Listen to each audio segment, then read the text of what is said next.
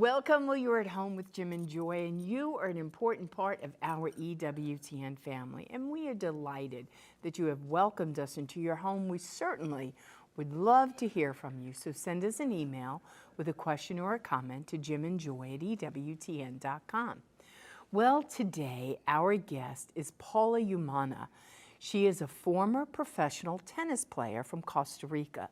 She's a Catholic speaker, and she's the author of a beautiful book called 40 Gifts of Hope, Encouragement in Times of Sickness and Suffering. And this great book is available at ewtnrc.com. And we're going to have a beautiful conversation with Paula, and just because of what God has done through her and to her through all of her suffering, her afflictions, her miseries, her sorrows, and she's here and she's beautiful and she has 5 children and she's married to her husband of 20 years, and just really about faith and hope and how God can bring a greater good out of our trials, our tribulations, if we're seeking Him. And she has a beautiful witness and a story that she tells of just how important her faith was, how important her family was, how important the Catholic community around her was. So in times when we suffer, we think, oh, we're all alone. Nobody is with me. God has forsaken me. Well, she's here to tell you the different story about that. Yeah. And I mean, it's a very serious condition. I mean, here she is, I think the best tennis player in Costa Rica and perhaps Central America, strong as anything, 4 children, has a 5th child and winds up quadriplegic, legally blind. And the suffering of all of that, yet God's grace and mercy in her life, the love of her family, other people. And she's really made this a mission to have hope in the midst of great pain and suffering and what you're going through. And so now she's getting around quite a bit better. She has braces about from the knee down. So I said, well, we really need to know, what happened to you and the serious nature of it and what you went through. She said, well, right now I'm living the dream. So I'm living the dream. I'm moving around. I'm traveling. I'm sharing. Got one of her children with her, Cecilia, today. And so, wow, what an attitude. So hope. Today is a show about hope without belittling suffering and pain and sorrow. Yet God can take every evil, turn it into a good, the curse into a blessing, turn death into life. We'll be right back. Plenty more to come. Don't go away.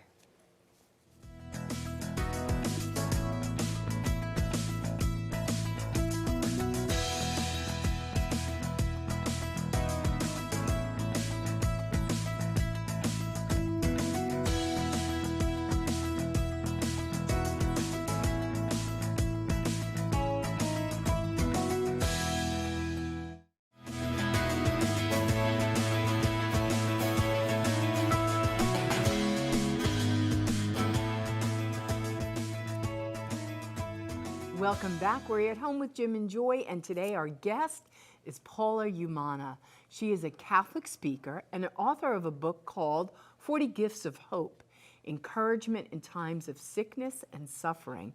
And this beautiful book is available at ewtnrc.com. And you can visit her website, paulaspeaker.com. Well, Paula, we are delighted to have you with us and to have you traveled with your beautiful daughter Cecilia, and that's exciting. But we want you to tell our family a little bit about you, and then we're going to get into your beautiful story. Well, thank you so much. It's an honor for me to be here with both of you and see you in person. Wow. I was born in Costa Rica in a family of 7 children, and I am the youngest of the 7 kids. And we were, the Catholicism in Costa Rica, it's very common. You grow in a Catholic family, and I remember my grandmother was always in her house around 6 p.m., and you always used to see her doing, and I was like, what is she doing? She was praying the rosary all the time. So we grow in the faith all the time. And then, the sports were really important. I remember the first time my dad, Carlos, came home we became members of a tennis club. And I got my first wood racket and I started playing tennis at the tennis club. And tennis became my passion. until I became tennis champion in Costa Rica, national champion when I was around maybe 14. And then my brother-in-law, one of my brothers-in-law went to United States, and he says, Paula, would you like to become professional tennis player? And I was like, what is that? How do you, how you can do that? And he helped me to do that. So of course, to become a professional player is a lot of effort and hours of training. And I became #1 in Costa Rica and Central America for several years. Wow. Then I moved to United States when I was young. Maybe I was in my early 20s. Now I'm 47, so, you know. And that was part of my life. And then when I was around 27, I moved back to Costa Rica to finish my college. And I met a very handsome man called Serge. He's French. And he came to Costa Rica as a chiropractor to do a special mission. And he asked me, would you marry me? And I say yes. And I remember I cried that day because I said, I'm going to leave my country again. And we moved to Atlanta. And I said, well, if God provides fertility, I probably will have a big family. And that is what happened. I started to have children and teaching tennis everywhere and being always super active. The way I learned to be a mom, you know, so many moms like to cook and do crafts and do homeschooling. But I was a different mom. I'm a kind of mom of, let's go. Let's go to the park. Let's go to the party. Let's do sports. That has been my style, you know, because I was always an active person, you know. And I remember having the challenge always of, am I going to be able to do all this and being pregnant, you know? As moms, every time we get pregnant, we ask, maybe we can do it, maybe not. But I keep teaching tennis to a lot of kids and having kids. And everything was working very well. Everything was under control. 4 children at this point? I have 4 kids, Yeah. yes. But I remember after my 4th child, I say to my husband, oh, maybe I can get pregnant in March and then have a baby in December. So then I can go back to the tennis court in February. Everything, right? Yeah. Right. So I get pregnant in March. I got my baby in December, but in March, I was a woman paralyzed in a bed, facing the hardest time of my life, a neurological condition called CIDP. So that never happened in any other pregnancy before. All your other pregnancies were normal after you had your 5th child. But during that pregnancy, everything, to the best of your knowledge, was normal. Did you have a sense about anything while you were Yeah, pregnant? well, during that pregnancy, it was like strange things, like I start to feel tingling and numbness in my hands. Or I remember we were in a picnic and my husband says, can you go to the car and get the wine, you know, the bottle of wine? And I grab it and then it fell and break. And my husband was like, what do you do with my wine? But for me, it was like, what is going on to me? It was like a monster in the body that you start to feel weaker and weaker. It was very scary, very, very. CIDP, chronic inflammatory demyelinating, something like that, polyneuropathy. And so that's, you were feeling a sense of neuropathy in your nerves. That how long after you delivered your 5th child did this really attack your limbs? It attacked your legs, your arms, your eyes? Well, Charles was born in December 2015, and all this started to get worse. But after a baby, I thought, oh, this is because of labor, you know. But for February, 2 months after that, one morning I wake. It was strange. It was like, why I cannot go up the stairs? You know, this is so hard. But it was always the Paula, the fighting, the pushing, you Right. know. This is so strange. So I started to sleep on the living room because then it was impossible. The doctors were confused, everybody. And one day in February, around February, after he was born, or January, middle of January, I just wake up in the night and I I just couldn't feel my legs from, waist down. They were gone. So after that, I went to the hospital, and I spent around 6 months in the hospital, very confused. And I was like, is this happening to me? Is this happening to the tennis players? Is happening to the active mom? And they transferred me to Shepherd Center, which is the hospital for people with paraplegia and all that. And I remember them explaining to me, Paula, this is the way you're going to live now. This is the things you're going to change in your house. And I was not believing that. I was like, I'm going to be fine. And family members are making ramps in my house and everything. But I was like, no, I can shower with a hose in summer because I'm going to be fine in the fall. So it was very confusing at the beginning. It was not something that came like from one day. It was a process of maybe 4 or 5 months that the hardest I was trying, the worse I was getting. So it was very, very challenging for me that time. When you go through that process of when suffering comes in your life, of course, you go at the beginning, you go through different stages. But at the beginning for me I was focusing in the fighting person, on the pushing, on the tennis player, the professional, and nothing was working. How long were you in bed?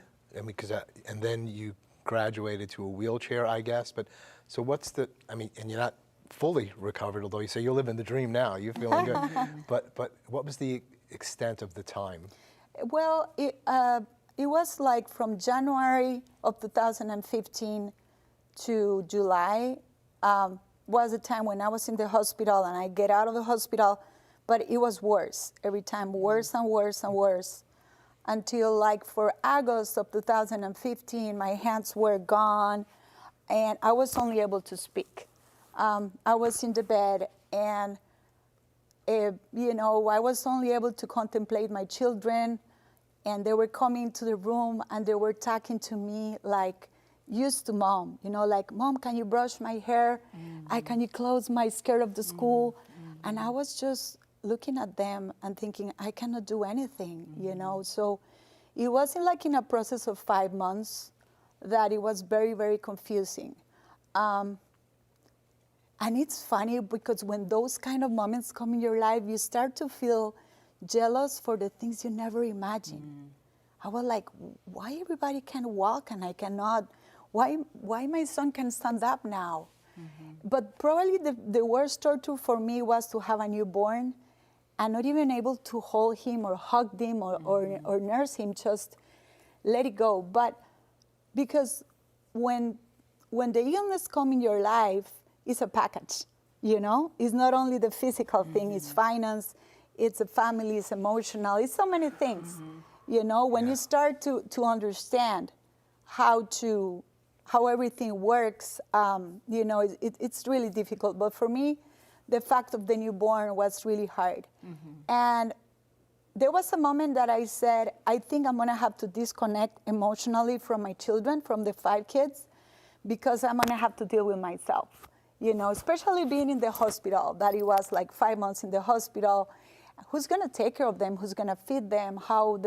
It was impossible for me at that moment. So I said, okay, you're going to have to try your best and focus on trying to recover, and let it go. So I start to learn to surrender. So there you are, a mother of a newborn, plus you have 4 other children, plus you have your husband who needs you, and now you are in a quadriplegic. And so who comes up alongside of Paula to say, I'm going to take care of your children, because the laundry needs to get done, they have to be fed, groceries. I mean, all of that has to be done, what you do, right? So it's like, how do we find a new way? Well, it was a lot of people involved. I think one of the main help was my sister. Now I'm going to cry. My oldest sister, she helped me a lot with the kids. My husband was super brave. He was not a husband like angry or crying. He was just focused, this is what we have to do. He had to see patients. He's a chiropractor. and he was taking care of the kids. But the community, and you know, it's very important to know that, and we always hear that phrase, like, God will never abandon you, you know. It does. You know, no, he doesn't, I'm sorry. You know, I was exposed to a situation that I said I have to surrender on the Lord every day.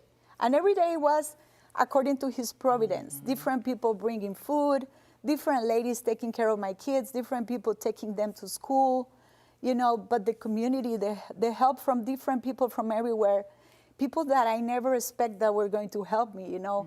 I learned not to talk bad about anybody because, and then for me it was hard and proud, of course, you know, the tennis player, the champion, and then the next day I'm in GoFundMe begging for money to everybody to be able to pay for the bills and to make the house work and everything.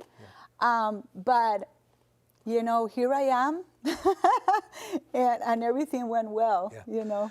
Was there, I mean, the family element is just so important for you and for those that you've interviewed, you know, in your book. Was there anything else, a particular tool for you that helped you not to lose your mind, your faith? Was there anything in particular that just sustained you? Obviously, the people, maybe that's it. But I would say there were three main people that came to my life, and that now I can see the picture, you know, years later. The number one person was a nun. She came in my room in the hospital, Mother Andrea de Jesus. And I was desperate to get better. And she came in the room and she says, "What is your problem? What is your hurry to get better? Isn't it better to wait and see what God wants to do?" So for me, it was like, you know. She said, when she said that to me, it was a big relief because I was, you know, fighting so much. And also, she, with those words, she just, you know, teach me one thing, and it's acceptance of the situation. As soon as I accept the new Paula, you accept your new problem, you accept the new person you are not the tennis player anymore. So that for me, that confrontation that she did to me to accept was super helpful. say the words she said again. Why are you in such a hurry to? Yeah, she says, "What is your hurry to get better?" I mean, that's so strange to say to Isn't somebody. it better to wait and see what God wants to do? You know? But it was in Spanish. So I'm translating. No, we get it, yeah. ¿Cuál es tu problema? You know? She said that in Spanish. She's from Costa Rica. So that was the first person. So she taught me to accept on that second. And then the second one was when I was really bad at home, because after the hospital I started to get worse. And he was a priest. His name is Wilberto Reyes. I don't know where he is right now. But he was in Atlanta for like 2 months, and he came to my house for 20 minutes, and those 20 minutes were, I mean, the rest of my life, it was a boot camp he gave me for 20 minutes about offering your sufferings. You know, he came with that idea to me, you know, and he says, you are in a stage of privilege and purification. Go ahead, you know. So he taught me about it, and I started to learn that, you know, I was going through a very good stage. It's very difficult to understand. And maybe because I didn't have another resource at that moment. Because the doctors gave me pills for depression and panic and all that. And maybe me as a human being, I would take them. But I had 5 children. I said, me paralyzed plus no mind and no heart, sleeping all day. No way, I need to be awake. I need to manage my house. What am I going to do? So with this priest, I learned about offering sufferings. And I put on the wall of the room, I used to have pictures and phrases, why I'm suffering for, you know, who I'm suffering for. Very specific. So that tool is amazing, you know, more than you think. And then a big picture of, you know, the Divine Mercy, amazing resource. I remember I learned about it when I was fine.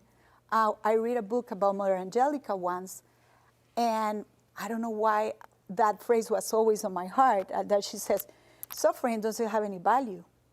if you don't use it. You can cry all day, and it's okay to have feelings and cry and be sad, but it doesn't go anywhere. So you better use it. You better learn tools how to use suffering. So that was the second tool that was really good for me. We're going to take a break at this point. So we want to know the third tool when we come back. So we're going to hold you over for the final segment. It's a delight to speak with Paula Umana and sharing her own story of overcoming such a great physical adversity. Her book is 40 Gifts of Hope, Encouragement in Times of Sickness and Suffering. Anybody need some encouragement? Who's sick? Who's suffering? Plenty more to come. We'll be right back. Don't go away.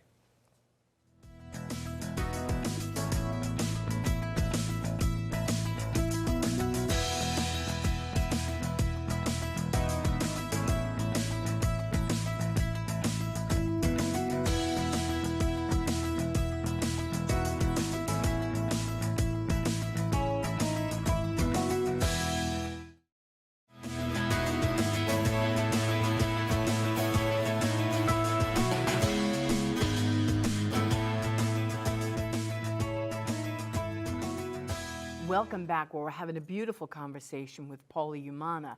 She told us about the three people who came to us. First, the sister, then the priest, and now the third person was who? Well, it was very interesting because after several years of treatments and trying, part of my body came back, except from my knee to my feet now. That is still paralyzed. And I will tell you those miracles tomorrow, probably, for the program. But I remember going to the best neuromuscular excellence clinic, and they told me there's nothing we can do for you to walk again.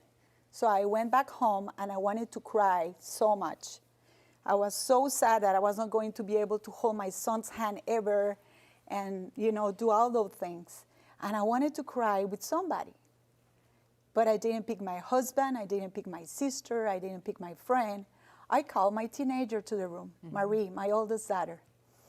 Do you know how is a 15-year-old girl? They don't have a filter, right?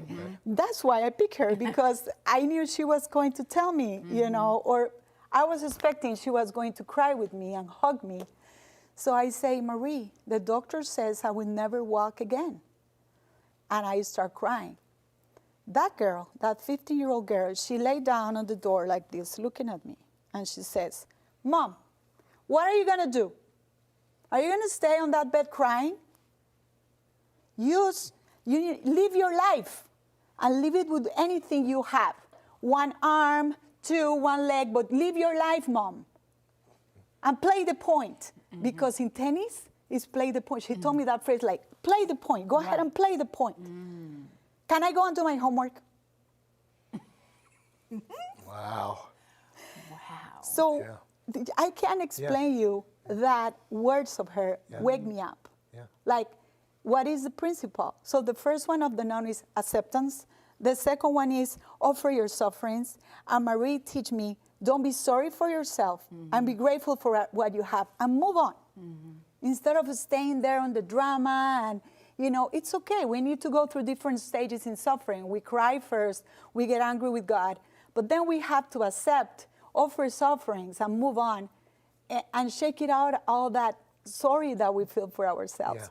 So for me, when she told me that, the next day I start to do phone calls and I open another tennis academy on the wheelchair and I say, let's go,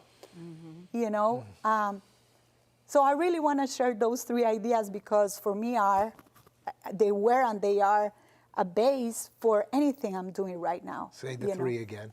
Yes. Say the three. The first one is acceptance. Acceptance. Where you are right now is where you are. The second one is offer your sufferings. And the third one is live with gratitude, and with anything you have available. Because I don't want to come here and say, think positive, you're going to make it, life, no. I'm telling you, okay, maybe you cannot think positive. Maybe you are so much in pain.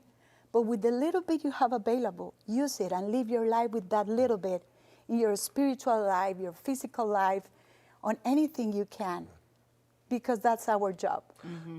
And the rest, we have the Catholic advantage to trust in the Lord. We're going to stop at this point, and I'm so glad we're going to have you tomorrow, and the Lord is just using you mightily. I know that. Hope that you've been encouraged by the show, especially those that are in pain or suffering, with the wisdom that Paula Umana has come through her own suffering, and still with a degree of disability.